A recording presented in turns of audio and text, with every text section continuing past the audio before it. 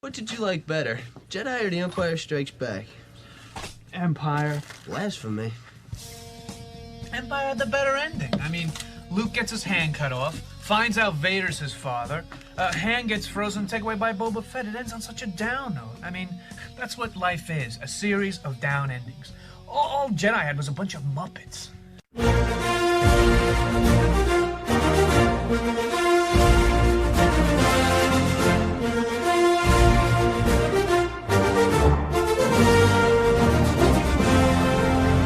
Films and Fermentation, movies and inebriation.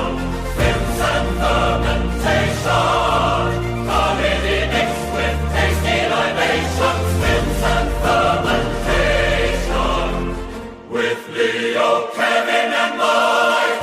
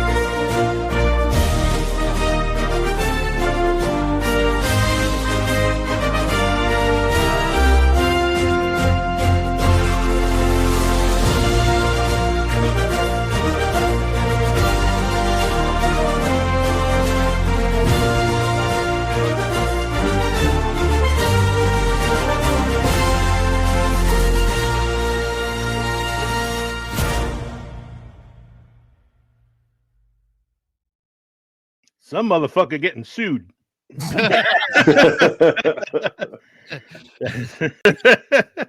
Welcome, everybody, to a very special episode of Films and Fermentation. Tonight, we are looking at the 45th anniversary of The Empire Strikes Back, because nothing says classic like daddy issues and accidental incest. That's right, we are Films and Fermentation. It was retroactively accidental incest, okay? Hey, you know, I'm not judging. Carrie Fisher is pretty hot. Fun fact, I've met her and she's crazy. Yeah. If you want me to share that story on the air, I will. Yeah, we'll talk about that later. So like I said, this is Films and Fermentation, Movie and Alcohol Podcast, number one pop culture podcast on Good Pods, number one beer podcast on Good Pods. I'm Leo. I'm Kevin. I'm Mike. I'm Jack. And I'm Nathan. That's right. We are three friends and plus two, so we are five friends tonight who are about to talk shit about movies while getting shit faced. It's such a special episode. I decided we needed to have multiple guests on here, so we have two returning. Well, we have Cthulhu Jack, who at this point is like A recurring. you're like Tim Conway on the Carol Burnett show, where everybody thought you're a cast member. Yeah, correct. Because you've been on so many Absolutely. times. And then we have that's me on the Cellcast podcast. Okay, Actually, well, I've been Nate- on there that much. Yeah, Nate of the Nate. Monster Island Film Vault is Mhm. on for the second time in the last Mhm. month.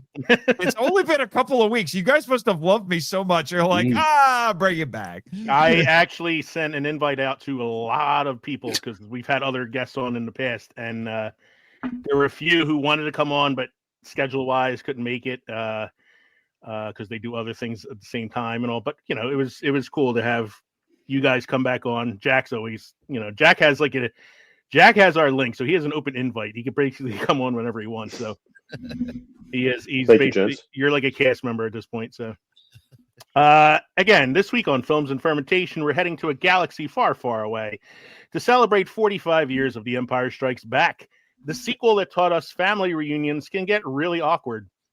Join our band of rebels as we toast to lightsabers, lost hands, and the greatest plot twist since finding out your favorite brewery is switching to non-alcoholic beer. Oh, Well, shit. Yeah, we'll break down Isn't why isn't that by definition not beer? still a little bit of alcohol in it, That's even though they say it's non-alcoholic. It's We'll like break down why. non-alcoholic beer is root beer. Come on. We'll break down why this icy, emotional space opera still reigns supreme. Expect bad Yoda impressions, strong drinks, and stronger opinions. Grab your blaster and your bourbon. It's time to strike back with style. Don't forget to drop us an email at filmsandfermentation@gmail.com or visit linktree.com/filmsandfermentation. Find all of our social media podcast links. Become part of the Films and Fermentation family. We are on the Podnation Media Network on Roku, as well as Cthulhu Jack Presents and the Monster Island Film Vault are all on the Podnation Media Network. You can watch all of our pretty faces. Well, except Jack. He doesn't like to show his face. But the rest of us you can see on the Podnation Media Network. You can subscribe to our Substack newsletter. And remember, we are an independent podcast, which means we are listener supported. So please consider joining our Patreon for as little as $1 a month to receive members-only content. For the low, low price of 1 galactic credit, you'll officially join the Films and Fermentation Rebellion. Your generous donation will go toward keeping our hyperdrive running and our beer cold. In return, you'll receive absolutely nothing tangible except our eternal gratitude and a midichlorian count so low, even Yoda would call it a bit of a disappointment. But hey, at least you're not on the dark side. They drink domestic beer. Go to patreon.com/films and fermentation or purchase our merchandise at teespring.com. Or you can text us like that, jerk off did a while back, 904-867-4466. Do you need to talk about this, Leo? It's just Don't forget to give out our pager number and our fax machine number. Fax machine. What are those? Yeah, fax machine number is 867-555. Don't forget to face east to do your smoke signals. That's the only way. Right. You guys are that old? Yeah. Mhm. Our special voicemail number is 867-5309. All right. What are we drinking tonight, gentlemen? Hey, who wants to go first? I'll go. Go ahead. I am cracking open a Farmstead Flannel from Double Nickel. It is an apple cider donut inspired ale, 5.9% alcohol by volume, brewed with cinnamon, vanilla, and brown sugar. Kev, that man cave is really coming along behind you there. Thank you. I'm, branching out. Thanks. Who's next? I'll go. Go ahead, Mike. I've had a rough week, so I am drinking my Old Smokies blackberry whiskey on the rocks. Nice. Jack or Nate, either of you guys partaking tonight? Well, I guess I'll go next. I have good news and bad news, gentlemen. The bad news is because I'm donating plasma tomorrow, I cannot partake of alcohol today. Well, that makes sense. So I'm to prepare. Have you tried? To prepare for that, I'm drinking this crazy hydration drink. What is it called? Performex, which you can get at Dollar Tree for only $1.25, and it's only 35 calories. However, I will show you, if I didn't have to donate tomorrow, what I would have been partaking of tonight. It doesn't look all that impressive. It's just your basic Blue Ribbon beer. However, good old Paps. Yeah. However, it is on brand for me because Hey, they're doing a Godzilla promotion. That's pretty and cool. The name of the artist doing this, no joke, his name is Attack Peter, which I don't know if that's a threat or a command. Jack, you imbibing tonight at all? Yeah, I figured I'd go with the White Russian, but using blue milk. Crazy man! It's a Blue Russian. It's a Blue Russian. Yeah. So I'm drinking a themed cocktail tonight. It's called the Master Yoda. It's basically just orange juice and blue curacao, which is like double the orange. I'm drinking it out of a Star Wars mug that has all the posters on it. But just so you know what it actually looks like, I poured a little bit into a small glass so you can see the green. Wow! That it produces. Wow. Okay, there's some reanimator fluid there. Yeah. I was gonna say, yeah. Cool. Well, actually, two things. One, I actually know a guy. I'm trying to remember what he goes by on the socials, but he does content on kaiju toys, but on the side he mixes kaiju themed drinks, which is actually pretty fun. I've met him a few times at cons and tried some of his stuff. It's pretty good. And the other thing that the color of that reminds me of I guess you could say it's technically it's a cocktail that a friend and I came up with that is almost nigh impossible to replicate. because we made it back in 2016 when Ecto Cooler was reissued. When I love Ecto Cooler. when that awful Yeah. Ghostbusters reboot came out, Mhm. the Ecto Cooler was the best thing, and we mixed it with Skull Vodka because that's Dan Aykroyd's brand. Yeah. And we called it Ecto Bomb, and it was delicious. But they haven't reissued Ecto Cooler since. Yeah, So that's it was like a once The only thing that thing, it feels like. the only good thing that came out of that reboot was the re-release of Ecto Cooler. Exactly. Yeah, Don't exactly. you wish? Don't you wish they'd bring back Ecto Coolers and Zima, and you could Yeah. mix those two? Who wants a Zima? Ugh. Oh, I like Zima. I used to drink Zima. I am gonna take the Spotify code off the screen for a minute because I can't see my own face. There we go. I was going to say also the recorder. Well, I don't. It was That's in the way. that won't come up in the video when I edit it. But the Okay. QR code is covering my face, and I'm pretty. So let's play a song real quick. This week in film history with Mike.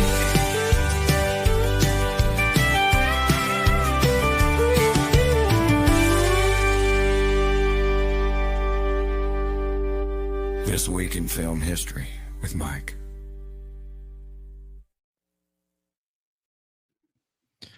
"1940, Walt Disney's animated film Fantasia, starring Leopold Stokowski, the Philadelphia Orchestra, Mickey Mouse, and the ballet dancing hippopotamuses, premieres at the Broadway Theater in New York City." If you've never watched this film after dropping a couple CBD gummies, I highly recommend it. Did you know that the version that is most readily available of Fantasia is actually censored? What Yeah. what did they censor out of it? A lot of There was some technically some topless nudity because they did a Greek mythology sequence with a centaur. Yeah, you laugh, but I'm not making. No, that up. I know what I'm looking Wild. for in the dark web later. Mike, what's the next thing you got there? You don't have to go to the dark web for that. 1947, Gentleman's Agreement, directed by Ella Elia Kazan. Kazan, thank you, and starring Gregory Peck and Dorothy McGuire, premieres in New York City. Best Picture, 1948. I know nothing about this. Okay, except the director's name. Yeah, except the director's name and Gregory Peck. Yes. Mhm. Next one. This is a very important moment in history. It is. On November 12th, 1955, at exactly 10:04 p.m., lightning struck the clock tower in Hill Valley, California, sending Marty McFly back to the future. I love the meme that I see all the time that if we were to travel back 30 years like he did, we'd be in 1995. You know, here's the thing. There's been rumblings that some people in Hollywood, because they are demented, want to remake Back to the Future. Yeah. And obviously, Zemeckis and Bob, they're like, you can't touch it until we're dead, so let's hope they live forever. However, I think the opportune moment to do it has long passed. I can't take credit for this idea, but this might have been the one and only way that this could have been interesting. And that is, since they jumped forward 30 years to 2015 from 1985, they should have remade it in 2015 and gone back to 1985. I mean, what year is it he goes to the future in the second one? In the second one, it was still 2015 and 1950. It was 1955. Okay. Yeah. And then they went to 1885 in the third one. The worst the meme I saw is it's actually the film is actually older now than the trip he took into the past. We are we are catching up with science fiction. Yeah. I will never forget the moment I walked in to the living room when my brother was watching Blade Runner. He had just started it, and it said in this little this little title card at the start that said in November 2019, and I'm like, crap, it's November 2019 right now. Jack, what were you going to say? Blade Runner. Jack, what were you No, going to say? I was just going to say I saw a meme as well and recently, and it was picture for Back to the Future, and it says if from Back to the Future he goes into the future, but now we're so far into the future, and now everybody wants to go back to the 1980s. Yeah. I want to go back to What the hell am I looking at? We're looking at now. What do you mean now? Everything that's happening now is happening now. When will now be then? Soon. What's the next one you got there, Mike? 1971. Steven Spielberg makes his feature-length film debut with a made-for-TV movie, Duel. Oh, if you guys have not seen Duel, you need to see it. It is amazing. It is a wonderfully simple concept that just carries the whole movie. It's a testament to how good of a filmmaker he is that a first film like that was so well done. Yeah. But and like I said, it's a really simple idea. It takes place out in the desert. And it's this guy with I think he's on a business trip driving a nice sports car, and he stops at a diner, ticks off a trucker, and you never see the trucker's face, I might add. And then he gets in his car, and this trucker drives this big, mean-looking black semi-truck, and he spends the rest of the movie trying to run this guy off the road. The driver there is Dennis Weaver, who's in the car. But what's great is if you go back and watch it and then watch Jaws after it, there's a lot of like similarities in that, and it's just fantastic. Just to see him build upon that first film. Spielberg basically practiced on Duel for Jaws. Yeah, exactly. All right, next one there, Mike. Where am I at? 1976, Network, directed by Sidney Lamont. Way Peter Finch and William Holden, premieres in Los Angeles and New York City. Finch, Academy Award, Best Actor, 1977. Posthumous. Yeah, Ned Beatty's speech in that is fantastic. Yeah, this is it's a great movie. It's the one I haven't seen this one in a while. Next one, sir. 1990 John Hughes film Home Alone, directed by Chris Columbus and starring Macaulay Culkin, premieres in Chicago. That is one of the movies of my generation. Because you're a young, yes, they're trying to bring back. Do you see they're trying to bring back a new Gremlins movie? And and it's supposed to be directed by Columbus and not Joe Dante. I don't know if this is going to work. Yeah. Well, that's what I'm saying. Is like, why not just mash up Home Alone, Gremlins 3? Yeah. Oh my gosh, Home Alone! I can see it now. Home Alone versus Gremlins. Yeah, it's grown up Kevin, and he's exactly. And he's fighting the Gremlins. All the Gremlins. And then he has to go find the guy from the original movie. He's like, I need your help. Well, you figure out the guy from the original movie. All his survival mode, in the first movie, he must be pretty well equipped at this point, being an adult. Kevin McAllister is not going to be able to do it though, because he grew up to be the Jigsaw killer in the Saw movies. So. Yeah, right. What's the next one you got there, Mike? 1995 GoldenEye, the 17th James Bond film, released starring Pierce Brosnan for the first time, Robbie Coltrane and Judi Dench as M. Is it a hot take to say that Pierce Brosnan peaked as James Bond out of the gate, and then it was kind of downhill from there? Yeah, I would say that. The only other thing I can tell you he's in is Mrs. Doubtfire. Thomas Crown Affair too. Yeah. And Thomas Crown Affair is. Oh no, I'm talking about his James Bond peaked. Yeah. There. I'm not saying that was Pierce Brosnan's peak. Oh no, that was his best James Bond film. Was GoldenEye. Yeah, that was the best. Yeah. Also, to this day, one of the few actually good movie games. Oh, GoldenEye on Nintendo. Nintendo 64, baby. I remember going to all-night youth group events playing that. And then my friends would put in codes to unlock Odd Job, and we figured out that the Odd Job is cheap, and or they would put in the Golden Gun code, which was not as fun as you would think it is. Next one there, Mike.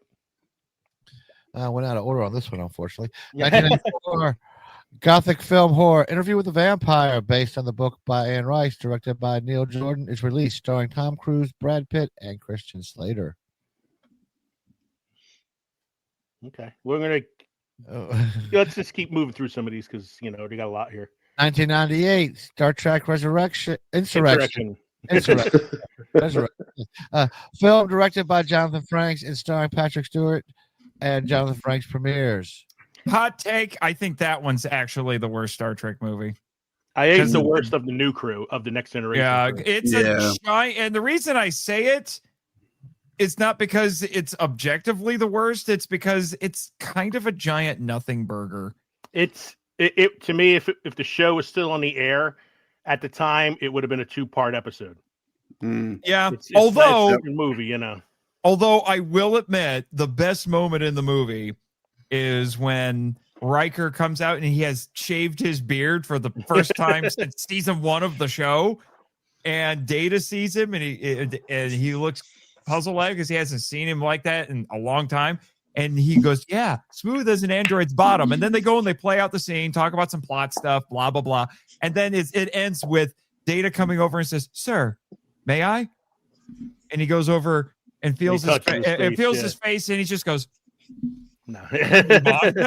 I'm like, that's the best moment in the entire movie. It's worth it just for that. Tells you how good the rest of the movie is. That's the best moment. Next one there, Mike. 1999, Toy Story 2, directed by John Lasseter, starring Tom Hanks and Tim Allen, premieres in the U.S. And we got movie 5 coming next year. Yeah, Toy Story 5 is in the works. And the villain is an iPad. Toy Story 2 introduced us to Toy Story 2. Al Storyboard. Yeah, Al Storyboard. Big Al, my movie twin. Who was that? Wayne Knight who voiced? Yeah, it was Wayne Knight who voiced him. Yeah. Next one, sir. 2006, Casino Royale, 21st James Bond film, premiered in London, starring Daniel Craig for the first time and Eva Green, premieres in London. Really Another good. James Bond. Good James Bond. Yeah, the James Bond movies always seem to kind of come around the same time. And I would put one on here. Yeah. Go ahead, Mike. What's the next one? 2010, Disney composer Alan Menken received the 2,442nd star on the Hollywood Walk of Fame. Yeah, it's like outside of like a CVS or something. Like what? Yeah. Next one, sir. 2010, Disney's 3D computer animated musical adventure film Tangled premieres in El Capitan Theater, loosely based on grim German fairy tale Rapunzel by the brothers Jacob and Wilhelm Grimm. Yeah. I think hot take. I like it better than Frozen. I do too. I think this is a kind of an underrated Disney film. I think they're doing a live action one of this. Yeah, I don't really want that. Although I'm going to be honest with you, I think I think the kind of a movie that's along the similar lines, but it's Disney parodying itself, was Enchanted. I actually thought Enchanted was pretty funny. Yeah, it's a pretty good movie. Yeah. This is one of my favorite Disney films, though, in this last fact here. 2016, Moana, animated Disney film directed by Ron Clements and John Musker, with voices by... Give it to me, Mike. How well do you speak Hawaiian? Aloha, Aravoholo, and The Rock premieres in Los Angeles. I actually don't know how to pronounce the name, so you got it as well as I would probably. So. Why every freaking letter? My little sister wanted to go see that, and I will confess, I went to see it for The Rock. I like it. It's one of my favorites. Welcome. I think the music in it's really awesome. Oh, the music's great. The story's great too. The fact that The Rock went so far as to like take voice lessons just to sing that song, and admittedly, he's not great. He's not awful either, but you can tell he's into it, and that makes up for a lot. The song fits the character, so at least it does that. All right, we're going to move on to some beer news. Oh, it looks like we actually have some good news tonight here, Kev. Yeah.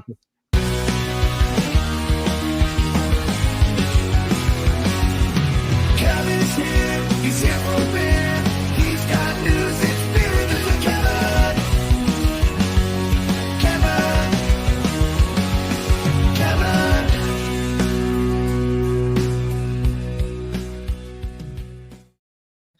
Well, gentlemen, pack your bags. You may want to be taking a trip to New Jersey if you don't live here. New Jersey is opening a new brewery in Gloucester. Gloucester. It's where I live. Gloucester. Gloucester. It's like Worcestershire. Careful there, Jack. You don't want to give your Worcestershire. location away. Worcestershire. It's Gloucester. It's Gloucester. Gloucester. It's where I live. County. Sons of Barley Beer Company. in We're a Gloucester bunch County of dirty Americans. We get it. will hold a soft opening of New Jersey's newest brewery this afternoon. And this story came out on the 13th, so that was today. And stay open late for, oh no, I guess it was Monday. My bad. This was originally done on the 10th. My bad. There was an update done today. For Monday Night Football. The brewery, located at 998 Mantua Pike in Woodbury Heights, will hold its grand opening on November 22nd. So, gentlemen, pack your bags. According to the social media account, the brewery plans to pour its first beer in the late afternoon and remain open until the end of the game on Monday, which I'm assuming it did. Sons of Barley will operate on a limited soft opening schedule through mid-November before transitioning to full-time operation 7 days a week after the grand opening. The brewery is adjacent to the former eSporta Fitness Center. So you guys know where that is, obviously. And in the I do. And in the front portion of the building that is in the same complex as the Heights Liquor Store. There you go. And that was as much information as this news story gave me. That's Kev. It's good news, though, because it's open. It is. It's a new brewery. Sons of Barley Beer. As much as I love the Birds, that was a bad game to be opening up for. I know. A win is a win, but that's a nasty win. Say goodnight, Yoda. It's getting late. You're going to go away because you're making my neck itch now. Away will not. All right. Next one. Okay, next one. We have we heard of the demise of the Iron Hill Brewery locations recently, not even a month ago, I want to say, maybe a month and a half tops. It was like a couple episodes ago you read that. Yeah, because I was on. Yeah. Okay, here you go. Well, good news. 10 Iron Hill locations may be coming back under new ownership. Big news for fans of Iron Hill Brewery, according to the Philadelphia Inquirer. Jeff Crivello, former CEO of Famous Dave's Barbecue and current head of Chow Hospitality, has received court approval to acquire 10 closed Iron Hill locations, including spots in Center City, Westchester, Huntington Valley, Newtown, Wilmington, Lancaster, Hershey, and Rehoboth Beach. Unfortunately, I guess none in Jersey. Plus 2 in South Carolina, which I didn't know that they were that far south. Crivello's $12 million credit bid was approved Wednesday in U.S. bankruptcy court.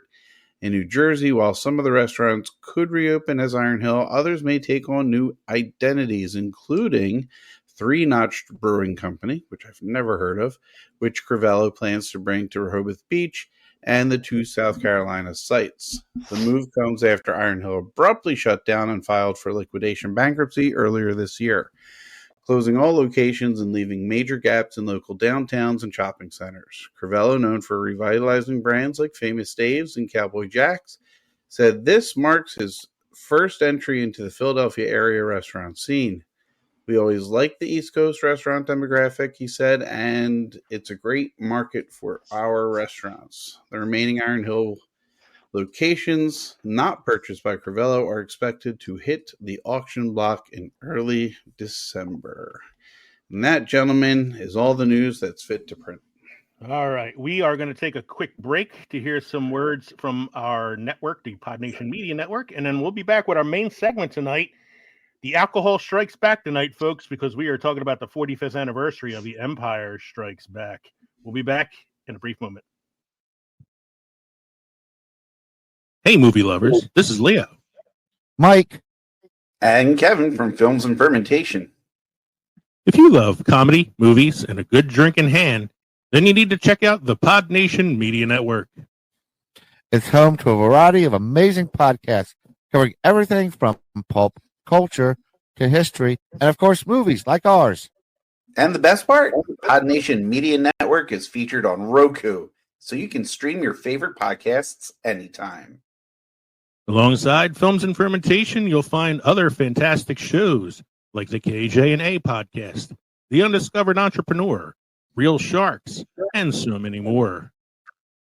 So grab a drink, press play, and join the fun with Podnation Media Network. Because everything's better with a little comedy, movies, and booze. Learn more by going to linktree.com/PodNationPods. Thank you, everybody, for hanging out with us during that quick break. Tonight, our main segment is all about The Empire Strikes Back, which celebrates its 45th birthday this year. I'm going to open it with a little discussion question here. And Jack, I'm going to go to you first. What's your first experience and or earliest memory of The Empire Strikes Back?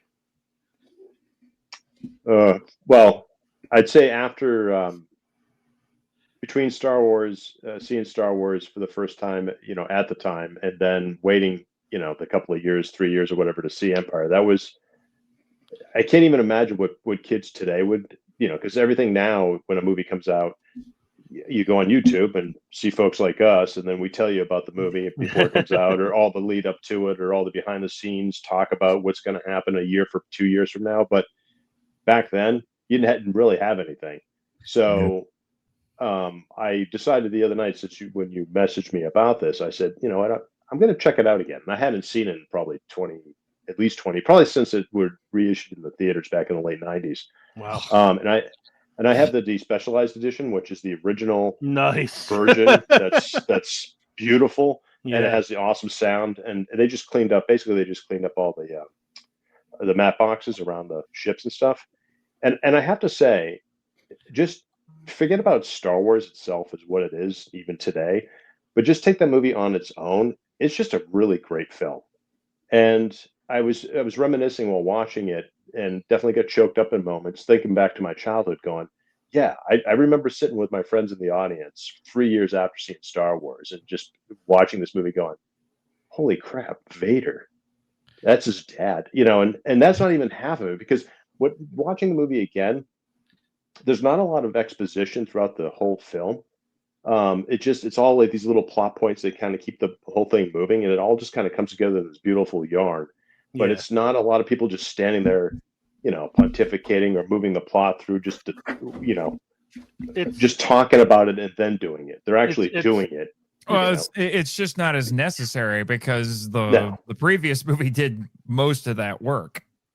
Yeah, no, exactly. So it just kind of cruising along, but it's a very fast-paced movie for cramming in a lot of information. And just going back and just thinking about it and watching it at that time at 10, 11 years old, it was pretty impactful, and it definitely holds up today, I would say. My first experience with Empire, so I was 3 when Empire Strikes Back came out, so I did not see it in the theater, unfortunately. I wish I was alive to have seen those films for the first time in the theater. Right. The first Star Wars film I saw in the theater was Return of the Jedi, because I was like 7 years old or something when that came out. So when I saw Empire for the first time, it was on a Betamax player. Oh, wow, nice. On a bootleg tape that somebody recorded in the theater. Wow. So I can't imagine what it would be like bootlegging something on a Betamax tape in 1980, because that camera had to be like, you probably look like somebody who worked on the set with the camera you would have to have. And, it's not a small little like iPhone. No. And it was so dark and hard to hear that, I honestly really didn't get to see Empire like for real till like a couple years later when it was on like cable or something like that. But I did go see the re-releases in the theater when they did the anniversary releases, and even though they were the updated George Lucas cuts, it was still fun to see those on the big screen for the first time. Oh yeah, 100%. I bet. So, Mike, when did you see Empire for the first time? I actually saw it in the theater. You did see it in the theater. Yeah. You would have been what, 22? No. 45. You're saying that, and Jack's got me beat because he said he was 11 when it came out. I was 5, going on 6. What was it like seeing that in the theater, though? Like, do you even remember anything? Oh my God, I was just in, awe. Just seeing that in the theater. I mean, it's probably like hard to follow the plot at 6 years old, but like, I saw the action. I was gonna say there's enough bright lights and loud sounds. Boba Fett. Well, and Boba Fett, and yeah. you know what's great too is that rewatching it again, a lot of the stuff with just what Lucas did and Aaron Kirshner did with this one, I thought was genius. Is that all the characters, like every character makes some type of vocal sound or noise or whatever, whether it's R2 or whether it's the things in the Dagobah or whatever, but everything's always making a chirping sound or whatever. So as a kid, even 5, 6 years old watching it, you must have been mesmerized just because there's so many things going on in that movie. Yeah, I just sat there and just watched. And Again, too, it's also, you're talking about a time when it was all practical effect too, because there was no CGI. Right. So you had to know that what you were looking at was actually there too. Yeah, I was probably close to 6, even though it came out like in May. But back then, movies stayed in the theater forever. Yeah. Oh yeah, no, for sure. And then if it wasn't in the main theater, it went to those, matinee theaters forever. And then like I remember I was telling you guys how excited I was about the Guillermo del Toro Frankenstein. Yeah. Right. I didn't have to go to the theater. It was on Netflix.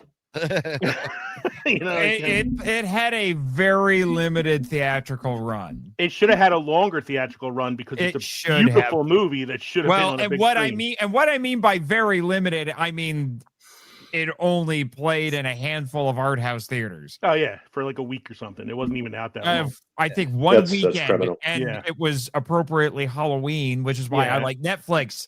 And why didn't you put it out before Halloween? And I agree with what Jack just said. Like that's so wrong to do that because it was the cinematography in the film is beautiful. It should have been on a big screen. It's Guillermo del Toro. What'd you expect? I know. Anyway, go ahead, Mike. That goes back to what we were saying about kids today. Can't wait to see something. They don't want to go to the theater to watch it. They want to sit at home. Oh, I do it too. I can go on TikTok and watch movies in 10-second segments. Oh yeah, of course. Well, the other thing too is at the time that Empire came out, the Muppet Show was still on. Yeah. So so you have a lot of, Henson's and Oz and all those guys are all through that film.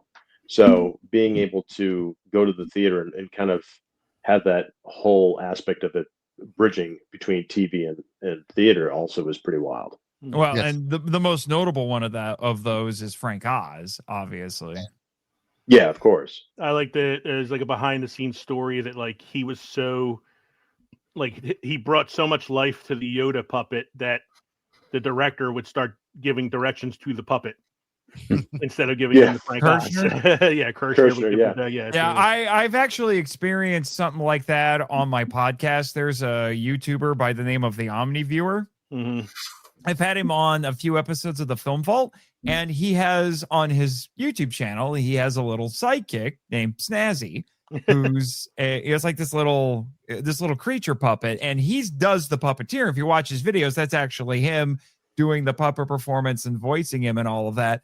And I would catch myself. He would have it with him when we're doing video calls like this to record the episodes, and I would find myself talking to Snazzy as if he wasn't a puppet. Kev, what's your first experience with Empire? Yeah, I mean, I was waiting till I heard what you guys had to say about it before I watched it. No, my memory is what my parents did growing up is you order HBO for maybe a month or two, record as much as you could off of it, and then cancel the subscription. Oh, that's what people do with streaming services now. Yeah, that's what we used to do. Yeah, it was on our VHS, and I remember. I think I watched it when I was younger. I was scared of the snow monster on Hoth. Even though you didn't see Wampa. And that whole terrifying scene where is he going to get Luke? And I also remember being grossed out by the tauntaun. Those things smell bad on the inside. I thought they smelled bad on the inside, on the outside. Yeah. But I really enjoyed. I mean, there was so much action to it. I mean, with the original Star Wars, you had the individual action, but not much in terms of like vehicle fights, Mhm. to see what was going on, and the AT-ATs walk in, and the battle, and The AT-ATs are the textbook definition of the rule of cool because they don't make a lot of sense yeah, logically, but they look amazing. yeah. So I mean, we didn't watch it. It's not like I would put that in at my discretion. It was usually, I'm homesick from school. What do you want to watch to make you feel better? Oh, Star Wars, and then what was going to come after Star Wars? Naturally, it was Annie. So and then after whatever that, you was watch on that Empire. tape, whatever David Copperfield. No wonder you have such bizarre associations. I had VHS like tapes like that too. It was like Mhm. Ghostbusters, and then Pee Wee's Big Adventure, and then like Yep. And then Debbie Does Dallas. Strawberry Shortcake for your sisters. I was Haunted Mansion. Haunted Honeymoon. And then you get, and then you find out, that your parents left the VCR recording for too long, and then you got to the late night stuff, and you're like, yeah. oh, This tape had Ghostbusters, Star Wars, and Debbie Does Dallas. Now, Nate, as the youngest person in the group tonight, I'm assuming you saw this yesterday for the first time. yes, totally. No, I honestly have. I have a little bit of a hard time figuring out when I first saw this. I would not be surprised if I was exposed to it at some point when I was in single digit age. I know I was exposed to the original Star Wars in single digit age. But the first time that I can distinctly remember sitting down and soaking it all in, I was probably, I don't know, I want to say about 10, maybe 12. So And it was actually at my grandmother's house because my grandmother had cable. My grandparents, I should say, had cable. My parents didn't. So it was exciting to go visit them because then I could watch cable TV. And I can't even remember what channel it was, but they were doing a marathon showing the entire original trilogy. And I just sat down and watched the entire thing in one day.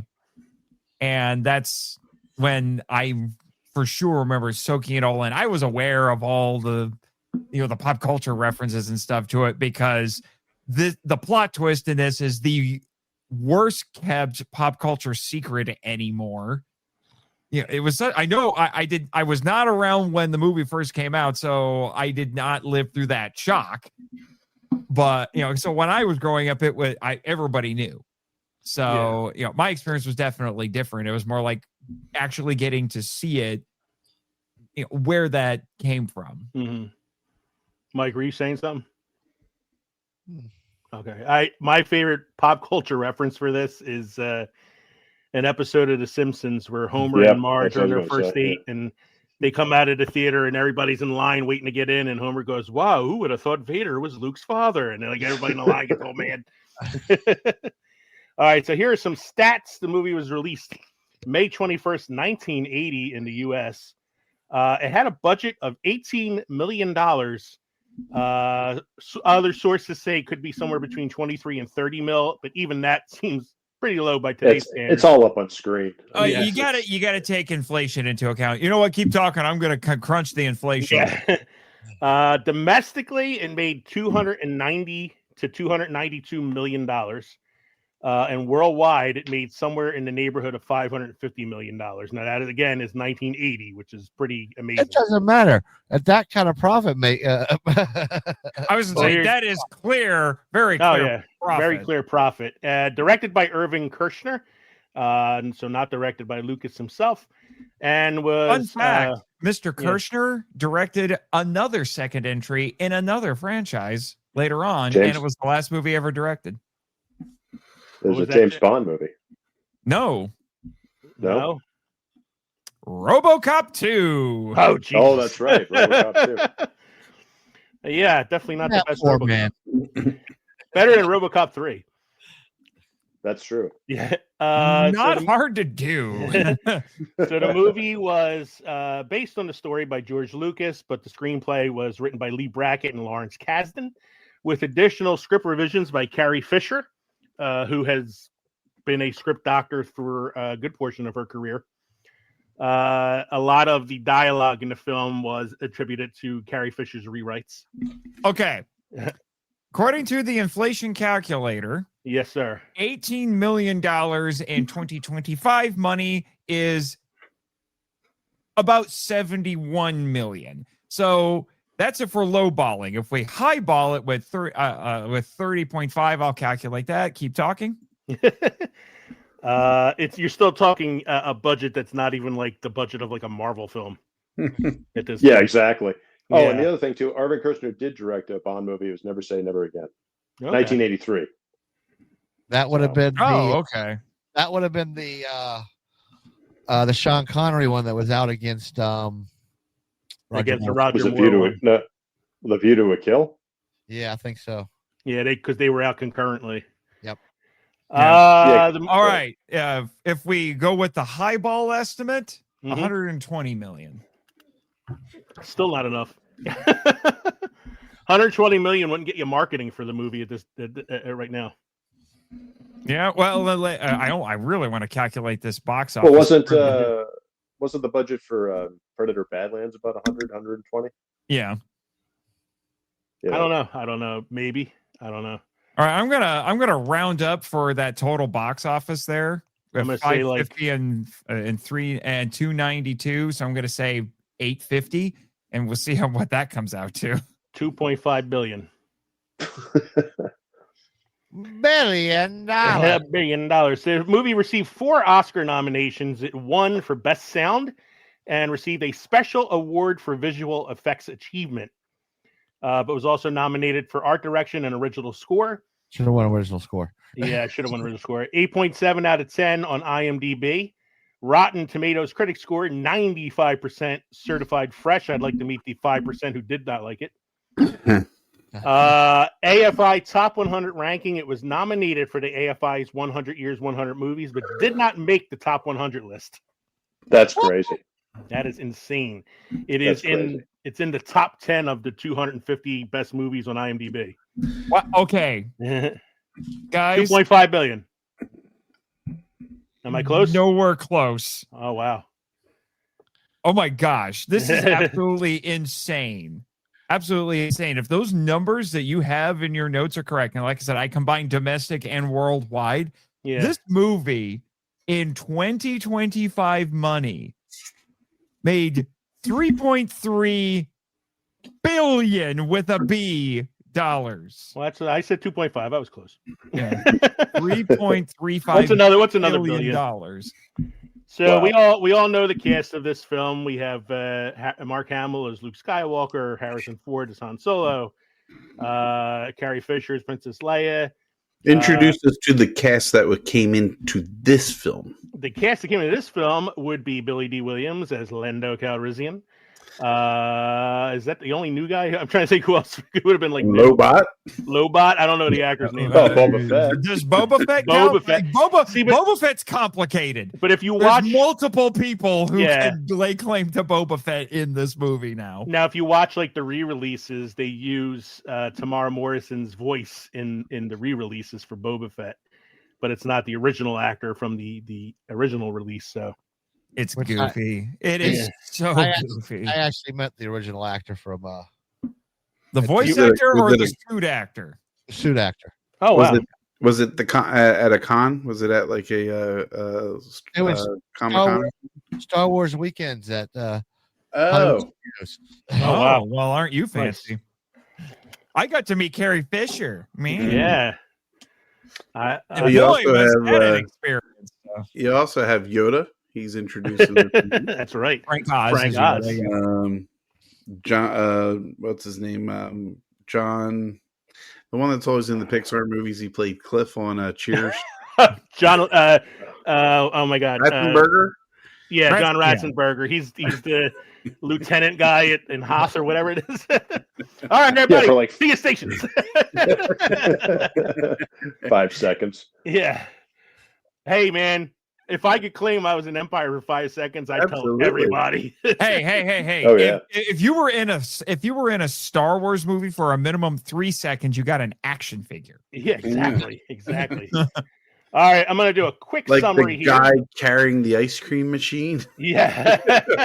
Cloud City. Seriously, Cloud City George ice cream Lucas would merchandise anything from Star Wars because that fan base would eat it up. Oh, I know. I have a bunch of. Yes, we I did. have like a whole bunch of the figures that were in like Jabba's palace. Like I have those guys because they were made. And most of them got edited out in the Yeah. special edition. But I have them. If you can Right, look over my shoulder, Yeah, there's Mike's. That's your ad at. Yeah, where's your there's ad? my walker back there. Yeah, back there. Yeah. The AT-ATs should have gotten a credit in the movie. I have a Starring lightsaber here. the AT-AT as itself. Yeah, I have a. This is Return of the Jedi, but he's here. I got him here. I got this guy here. You know, I'm stacked up. Anyway, I'm going to do a quick summary just in case anybody out there has never seen this film, and if you haven't, you probably are one of Kevin's students. Yep. In his film class. All right, so here we go. Ready? The children have no taste. Oh, there's Mike's lightsaber. Here we go. I got a lightsaber too, but the battery's dead in it, so I can't light it up. I have a light. I actually have 2 lightsabers, but they don't light up. Yeah. But they're great for duels. The movie opens with the iconic crawl because apparently nobody in space can summarize anything without floating yellow text. Luke's riding a tauntaun in the galaxy's coldest HOA, Hoth, where the rent is cheap but the frostbite is not. Said tauntaun becomes lunch for a snow monster, which immediately upgrades Luke to missing person status. Han Solo, in his signature "I don't care, but I totally do" way, goes out to find him armed with nothing but charm and a blaster. Luke wakes up hanging upside down from like an intergalactic piñata and decides it's time to use his lightsaber for something other than posing. The Wampa loses an arm, classic Star Wars move, and Luke stumbles out into the snow to die dramatically. Han finds him, slices open a tauntaun like a beer can, shoves Luke inside, and gives us this iconic scene right here.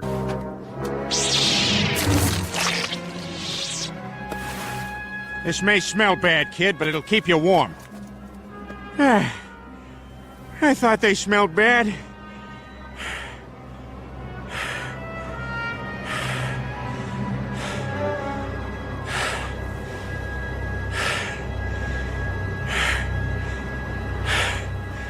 On the outside.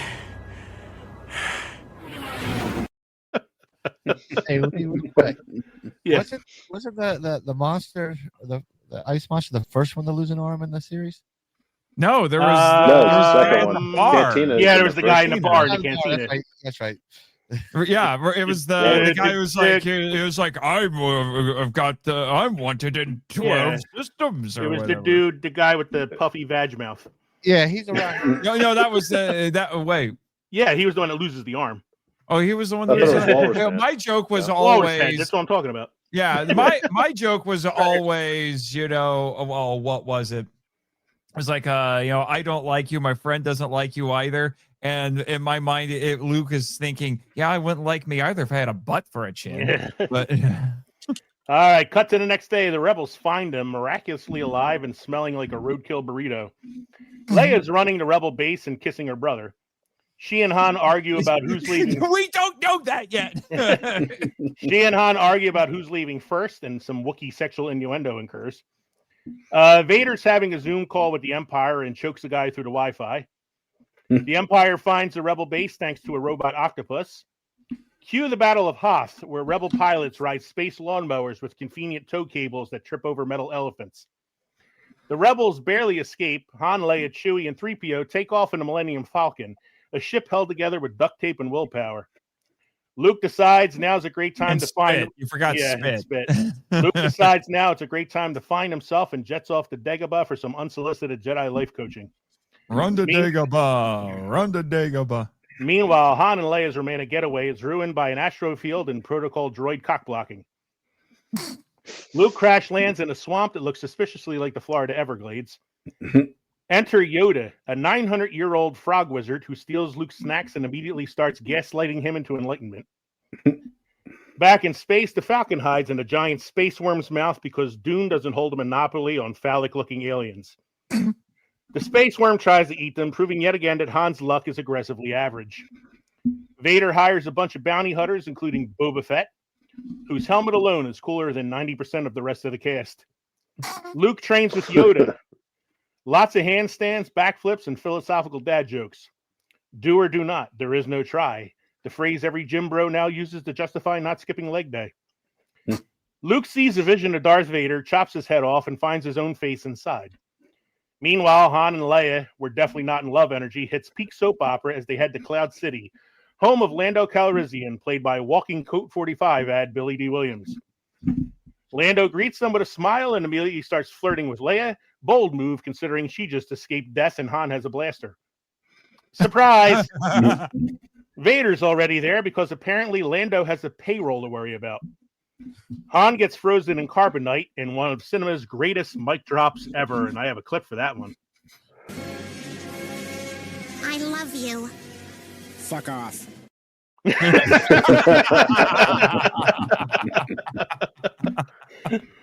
Because I'm less afraid of Seth MacFarlane showing me than Disney. Disney owns Family Guy now. Yeah. Leia's horrified, Chewie's angry, and C-3PO's in pieces, so business as usual. Luke senses trouble, finally, ignores Yoda's advice again, and heads straight into the world's most depressing family reunion. He faces Vader in the most dramatic father-son bonding session ever, one limb at a time.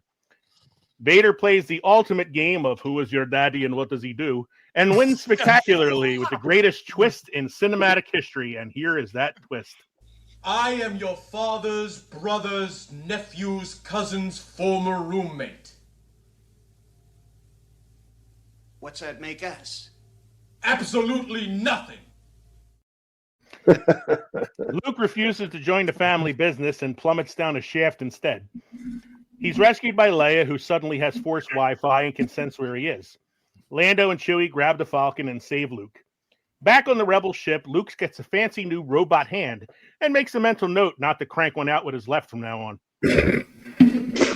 Lando is strangely wearing Han's clothes, and he and Chewie head to Tatooine to film a sequel. The gang stares dramatically into space while John Williams' score gives us feelings. Credits roll, Han's frozen, Luke's traumatized, the Empire's thriving, and yet, arguably, still the best sequel ever made.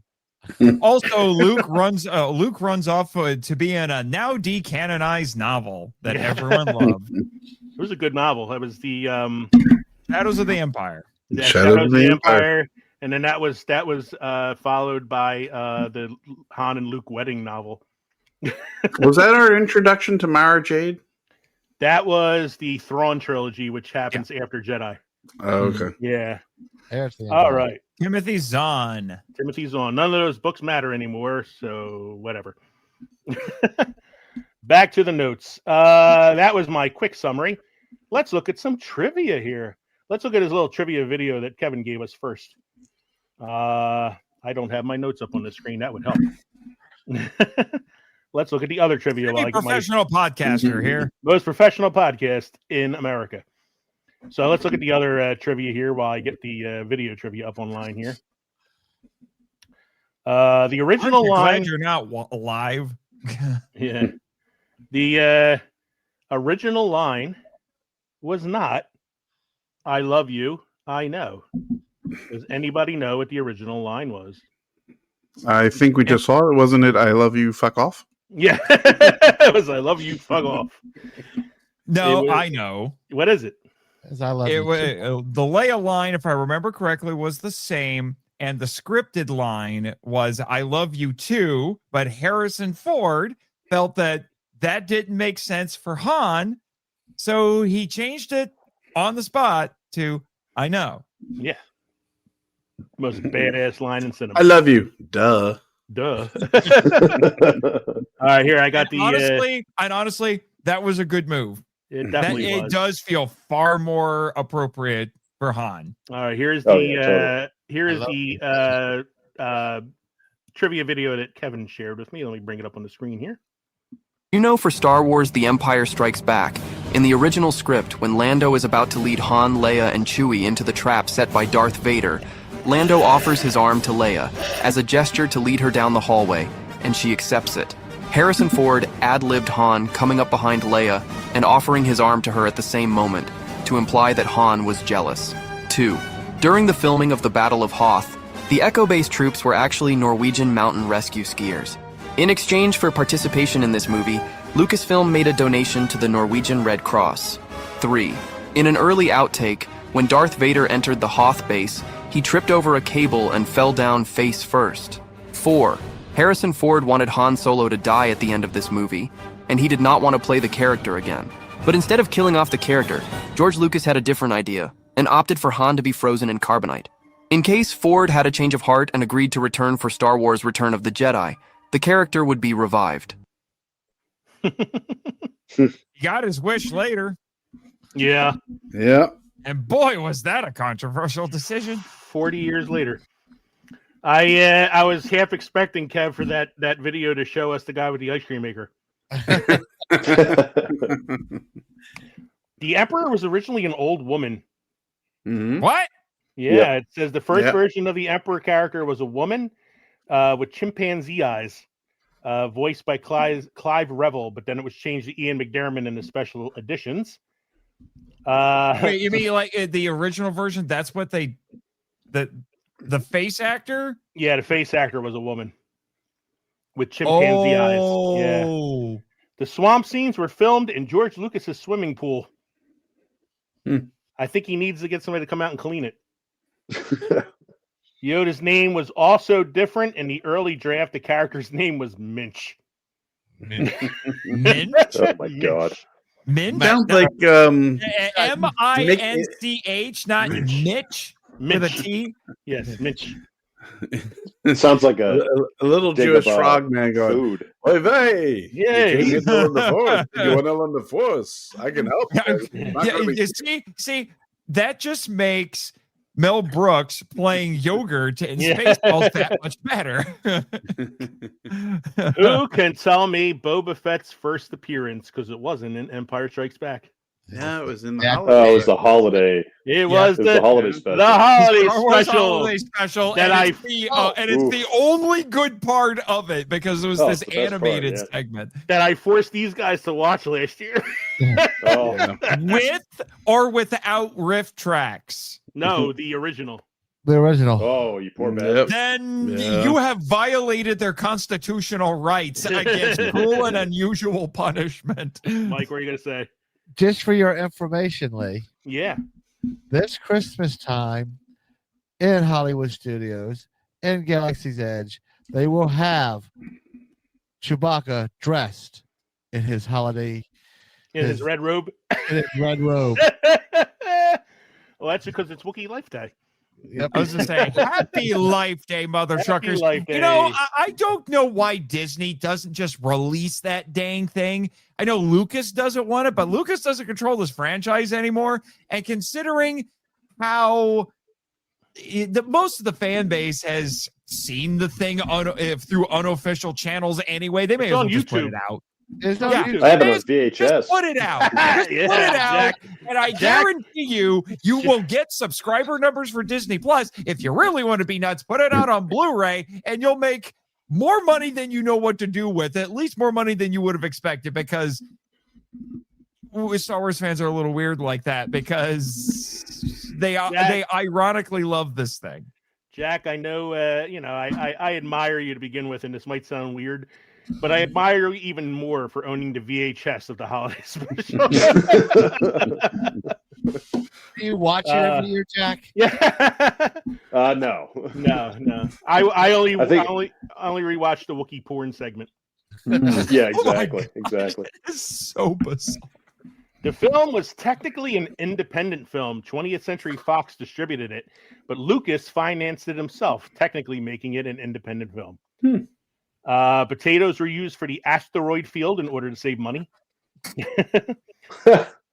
The Wampa scene was added later on as a way to explain the damage on Mark Hamill's face, because he was in a car accident prior to filming that he had to have reconstructive surgery. Han Solo, we know he was supposed to die, but they changed that for the film. And Frank Oz was recommended for Yoda because Jim Henson was originally offered the role, but recommended his fellow Muppet performer Frank Oz instead. I love Jim Henson, but I don't think he would have worked. I mean, I don't know. I mean, it would have been a different. It would have been a different Yoda for sure. Well, considering Yoda would have sounded like Kermit the Frog. Well, considering Yoda's already a Kermit space the frog. Frog here. You want to learn how to use the Force, Luke? Yoda does sound kind of Miss Piggy-ish. Yeah, it does. On a rewatch, but he gets away with it. Yeah, he does. He certainly does. Yeah, and here's the funny thing. People think that Yoda talks backwards, and yes, he does, but his syntax is technically grammatically correct. I think it's like based on like weird.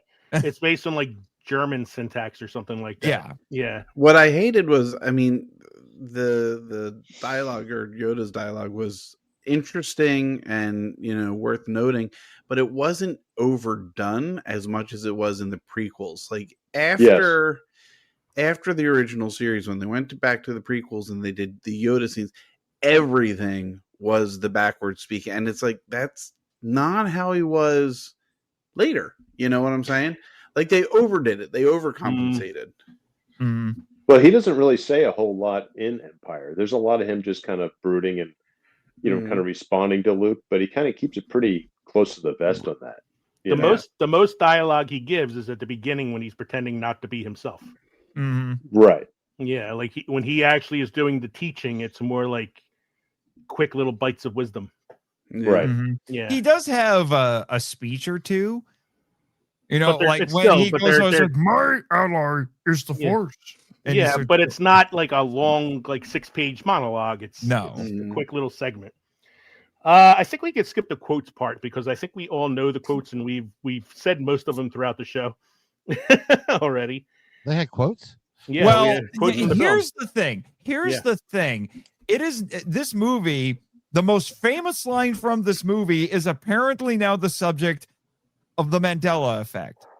Oh, the I am your father. Yeah, but it's I am your father. People swear it's supposed to be no, Luke, I am your father. But it's no, I am your father. It's no, I am your father. And I don't think it's a Mandela effect thing. I just think people just slightly misremembered the line, and it gained it's that way. And it gained some, you know, some pop culture. But it's like that. It's like that with a lot of movies because people always swear that they remember played again Sam from Casablanca, but he never says that. Yeah, but at least in this case, it's a line that actually exists. It's just slightly misremembered. Do you know what the actual line was on? The line was on set. No. Oh, yeah, because I do. No. I do Obi-Wan killed know. your father. Obi-Wan killed your father. That's what it was. Because they wanted to keep this so secret. I think when they filmed it, the only people who knew the actual truth when they were filming it was Mark Hamill, so he could properly respond. Lucas, and Irving Kershner. I think they were the only ones who knew because James Earl Jones, James Earl Jones, because he read the line. Well, James Earl Jones, but that was later when he was doing when he was recording the ADR. But the guy who was in the suit doing the line. Oh, David Prowse. Prowse. He didn't know because he still said Obi-Wan killed your father. But yeah, so. I still think, like, even if that was the real line, that's still a pretty big twist. It is. It is. I was just thinking, and I would argue technically not inaccurate. No, but I was going to say, like, could you imagine the rest of the franchise following that if it had been Obi-Wan who had killed his father? Like, where that could have gone. But Darth Vader wasn't his father. Right. Darth Vader wasn't his father. He finds out his mentor is the one who killed his father. Just, you know, going from there, how different the movies would have been. Luke would have went to the dark side. I got two other quick bits of trivia that I think are kind of fun here. One is Carrie Fisher and James Earl Jones never appeared on screen together because he was just the voice of Darth Vader. The first time they ever appeared on screen together was on an episode of The Big Bang Theory. Mm-hmm. where James Earl Jones plays Ding Dong Ditch. Well, and going back to the Luca to I Am Your Father, not George Lucas, James Earl Jones, when he first got the script and read that, he thought Vader was lying. Yeah, there I can see was, that, sure. for what I understand, in between the 3 years between these movies, because again, I was too young to have experienced that.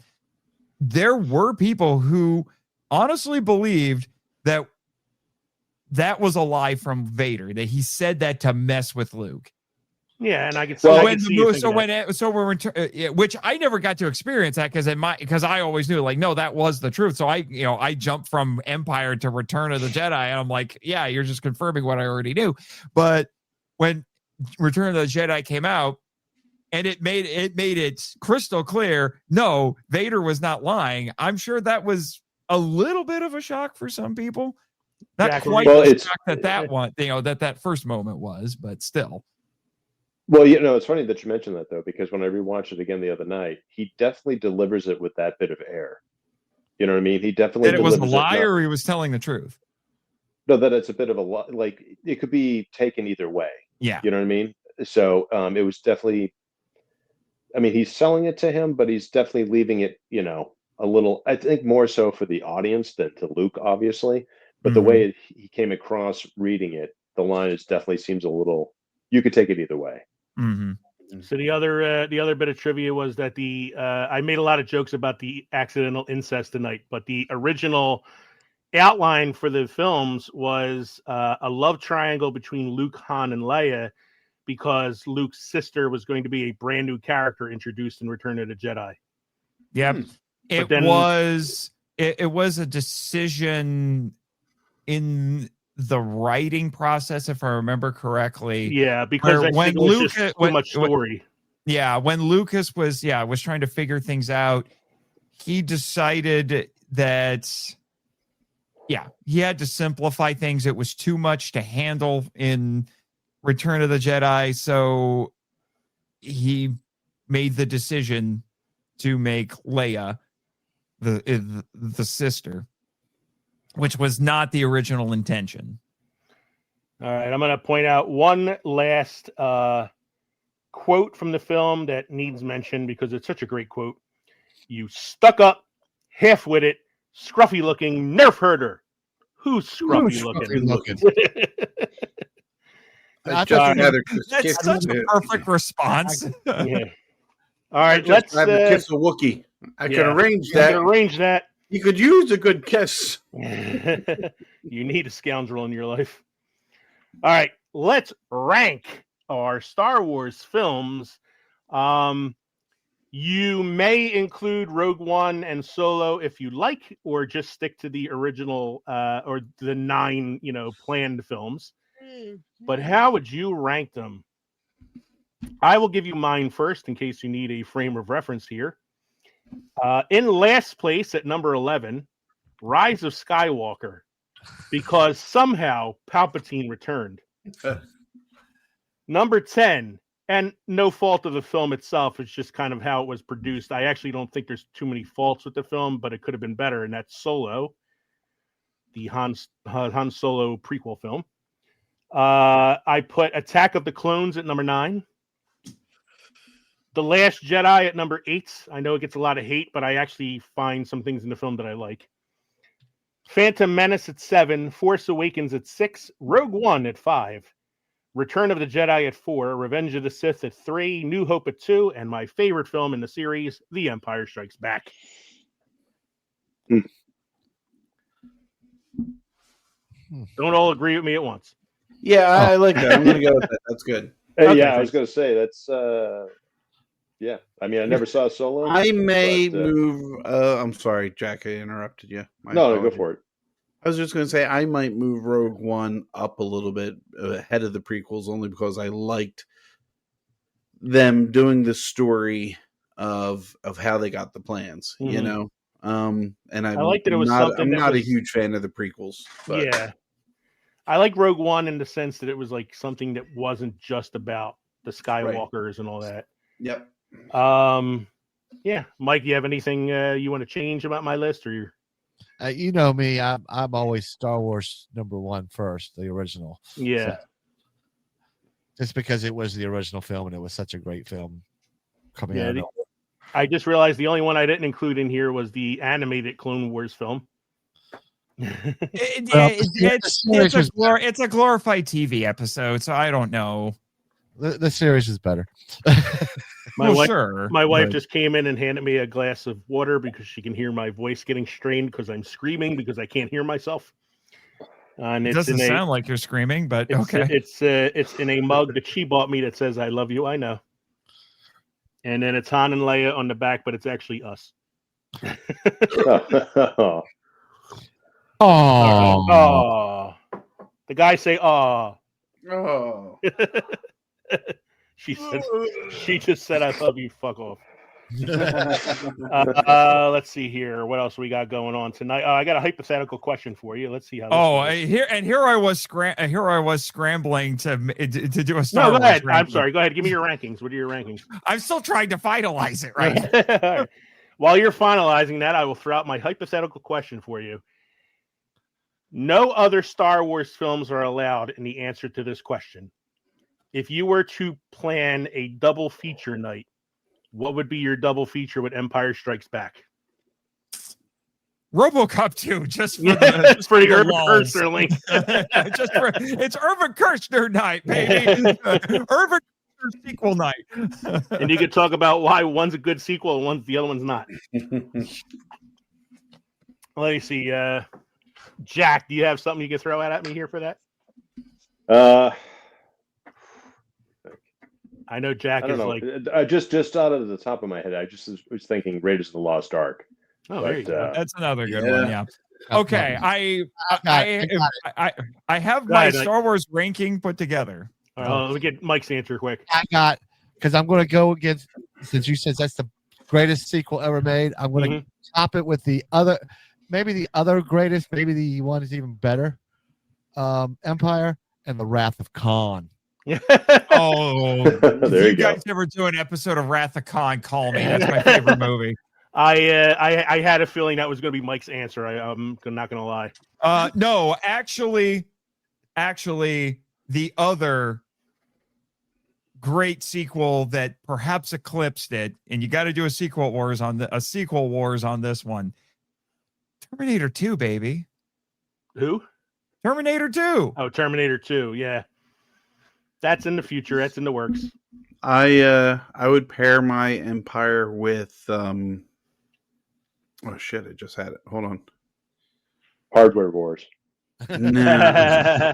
That's an easy double feature because Hardware Wars is only 15 minutes. Right now it's like Blues Clues and Superman 2? No. Oh, The Dark Knight. There you go. Yeah, that's a good one. My pairing would be my other favorite rogue space cowboy scoundrel film, Serenity, the film based on the Firefly TV series. That would be my double feature. All righty. Let's see here. I have 2 shout outs. I asked online on X and a couple other sites. Tell me your favorite Empire memory, when you first saw it, favorite scene, quote, where does it rank, all that stuff. Like, tell me what you want to tell me about it. And I got 2 people who sent me some responses here. We got Pods Like Us on X, who said their favorite piece of trivia about it was that Carrie Fisher would turn up at locations she wasn't even set to film on because the camaraderie between the cast members was so great. She used to just like watching the other guys work. Favorite quote from the film is, "This deal is getting worse all the time. It perfectly mirrors how most voters think after the elections." Yeah, no. The best line with that is, well, was it the preceding line or the line afterward? I can't remember. It's Vader. He says, "Pray I am altered the deal. Pray I do not alter it any further."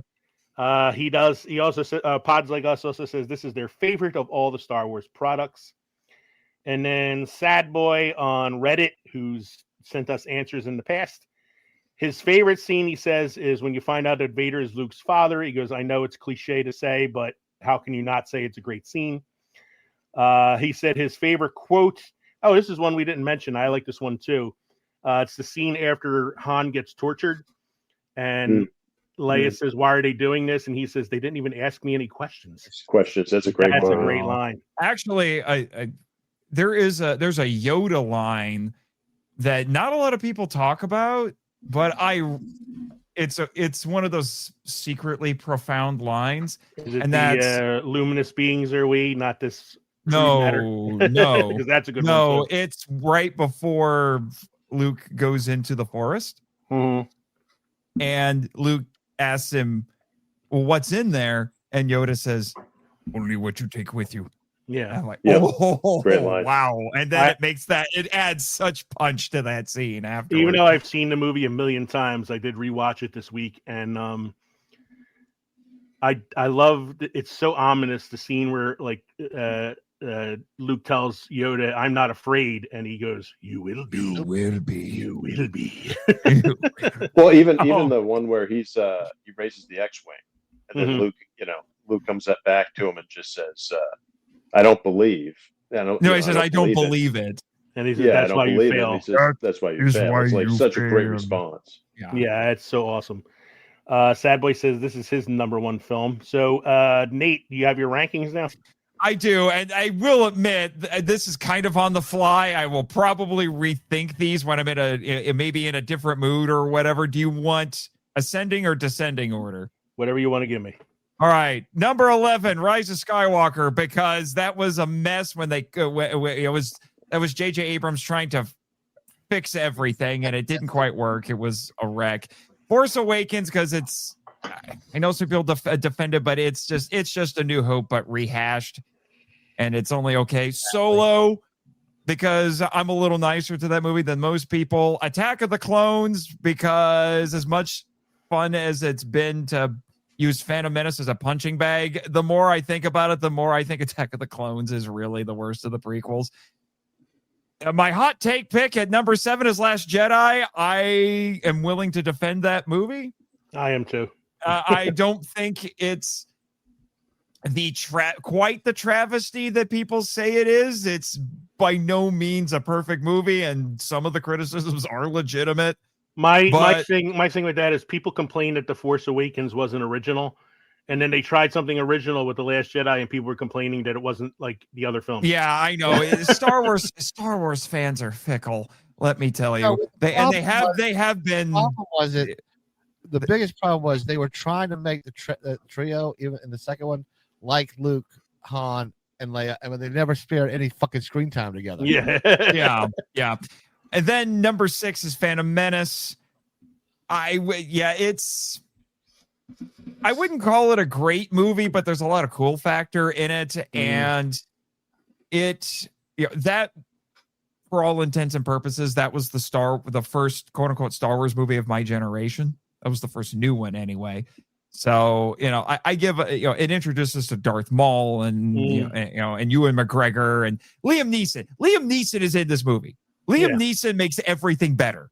I'm just saying. He's one of those actors.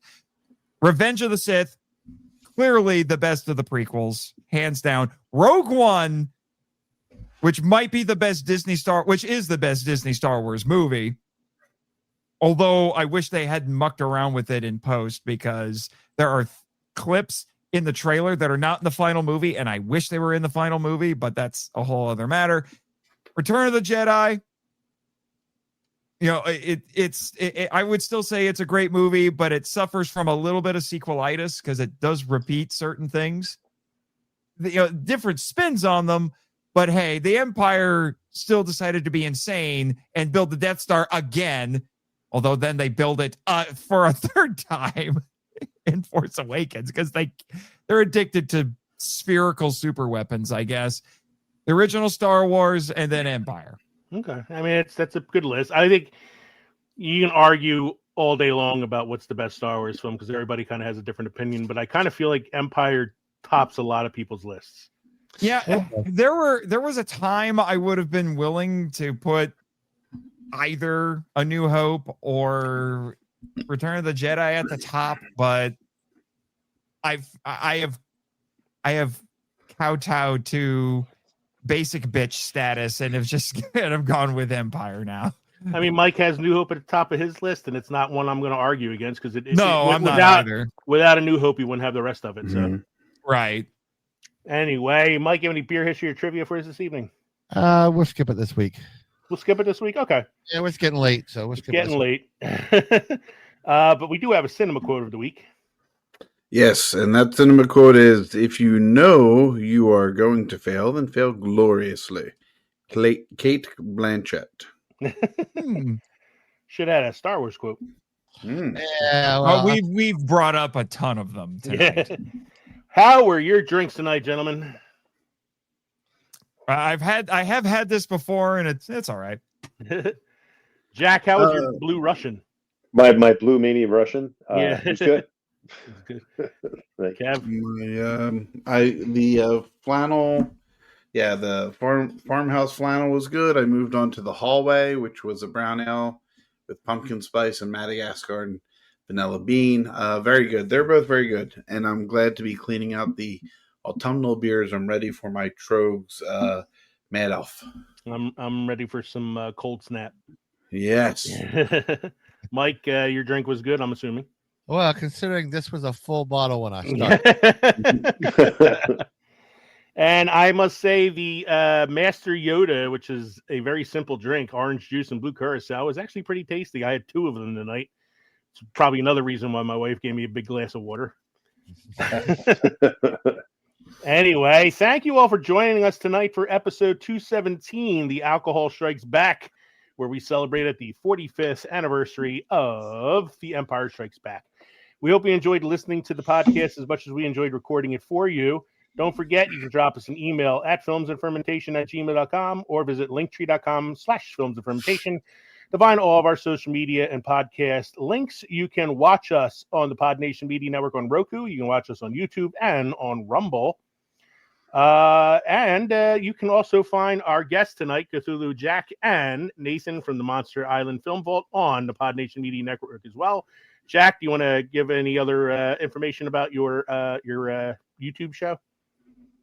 Yeah, you can also find us on YouTube at Cthulhu Jack Presents, where we do little 7-minute reviews of all sorts of outlandish little films.